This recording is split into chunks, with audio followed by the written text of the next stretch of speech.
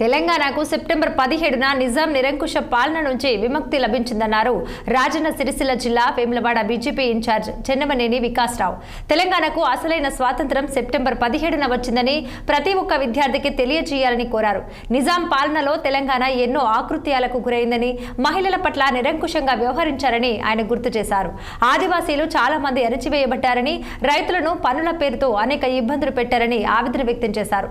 నిరంకుశ పాలనకు వ్యతిరేకంగా పోరాడి ఎంతో మంది అసువులు భాసారని స్మరించుకున్నారు బీజేపీ నేత వికాసరావు. ఇక వేములవాడలో మీడియా సమావేశంలో మాట్లాడుతూ సెప్టెంబర్ 17న ప్రధానమంత్రి నరేంద్ర మోదీ జన్మదినాన్ని పురస్కరించుకొని రక్తదాన శిబిరం ఏర్పాటు చేయనున్నట్లు తెలిపారు చెన్నమనేని వికాసరావు.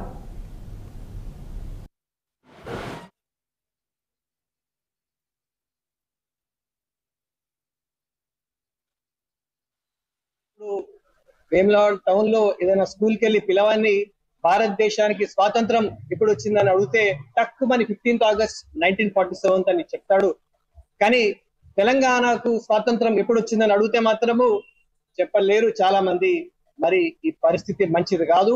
తెలంగాణ ఆత్మగౌరవానికి, మన తెలంగాణకు స్వాతంత్రం ఎప్పుడు వచ్చిందని తెలియకపోవడము, ప్రజలందరూ తెలియకపోవడం చాలా మరి మంచి విషయం కాదు. నిజాం పరిపాలనలో తెలంగాణ ఎన్నో అకృత్యాలకు గురైంది.